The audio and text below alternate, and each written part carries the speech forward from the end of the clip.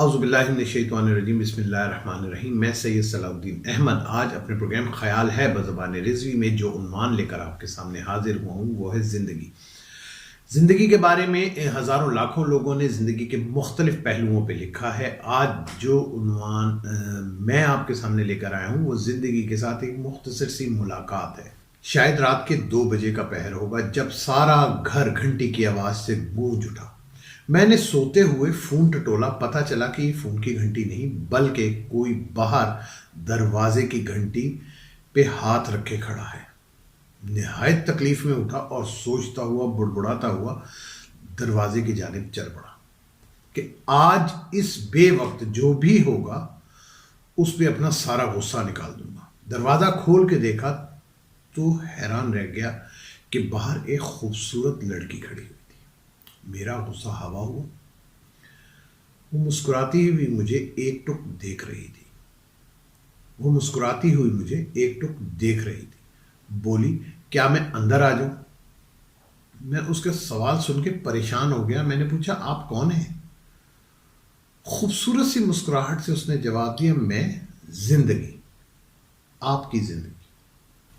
میں طنزیہ انداز میں بولا کہ میری عمر 50 سال ہو گئی اور یہ جانے کا وقت ہے، آنے کا نہیں۔ آپ مجھ سے اب ملنے آئی؟ تو مسکرا کے بولی کہ میں تو ہمیشہ سے ہی ساتھ ہوں مگر ملنے میں آ جائیں۔ میں نے پوچھا، فرمائیں، مجھ سے کیا کام ہے؟ بولی، تم میرے بارے میں کیا لکھتے رہتے ہو؟ تمہیں میری صرف اور صرف تکلیف ہی پتہ ہے، میری خوبصورتی کی طرف تم نے کبھی دھیان نہیں دیا۔ میں حیران ہوا، اس کے اس سوال پہ میں حیران ہوا اور پھر میں نے ایک مرتبہ سوچا، میں نے کہا یار اس کو کیا جواب دوں۔ میں نے اس سے سب سے پہلے یہ جواب دیا کہ میں نے کہا، تمہارا پرابلم کیا ہے؟ تمہارا کیا مسئلہ ہے؟ تم مجھ سے یہ سوال کیوں کر رہی ہو؟ اس نے کہا، کیا میں خوبصورت نہیں ہوں؟ میں نے کہا، آؤ بیٹھو، میں تمہیں تمہاری خوبصورتی دکھاتا ہوں۔ آؤ میں تمہیں تمہارا اصل چہرہ دکھاتا ہوں۔ میں نے کل تمہیں غریب کے گھر میں دیکھا جہاں تمہیں رخصت کرنے کے لیے اس کا کوئی امیر رشتہ دار نہیں آیا تھا۔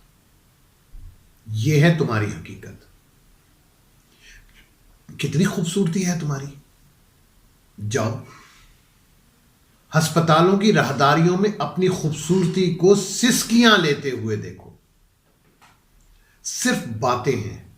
جاؤ اس ماں کو دیکھو جس نے اپنے بیٹوں کو پڑھانے کے لیے اپنی ساری عمر گزار دی اور تمہیں بیماریوں کے حوالے کر دیا، اور آج اسی ماں کو کوئی بیٹا کروٹ دلانے کا روادار نہیں ہے۔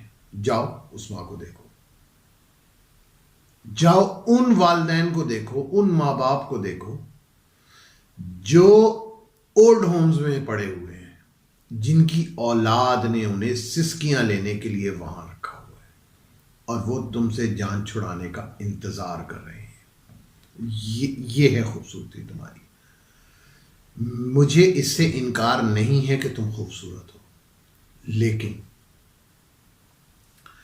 میرے نزدیک تم صرف ایک دھوکہ ہو۔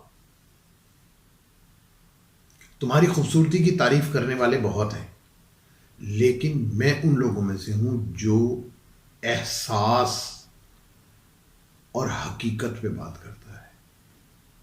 میری کوشش ہے کہ میں تمہاری وہ حقیقت جو کہ لوگ سمجھنا نہیں چاہتے لوگوں کے سامنے رکھوں۔ زندگی، تم کل بھی ایک دھوکہ تھی، تم آج بھی ایک دھوکہ ہو۔ تم کل بھی بے وفا تھی، تم آج بھی بے وفا ہو۔ ہزاروں لاکھوں کروڑوں لوگ آئے جن سے تم نے وفا نہ کی۔ اس کے بعد میں نے اس کو سمجھایا کہ تمہاری تعریف کرنے والے بہت لوگ ہیں، لیکن میرے نزدیک وہ سچ ہے جو میں دیکھ رہا ہوں، اور مجھے تم کہیں سے بھی خوبصورت نظر نہیں آتی۔ میری اس ساری ملاقات کے بعد اس نے مجھے گھورنا شروع کر دیا، اور ابھی بھی مجھے ایسے لگ رہا ہے جیسے مجھے گھور رہی ہے۔ اور لگتا ہے کہ شاید وہ مجھے کھا جائے گی۔ اللہ نگہبان۔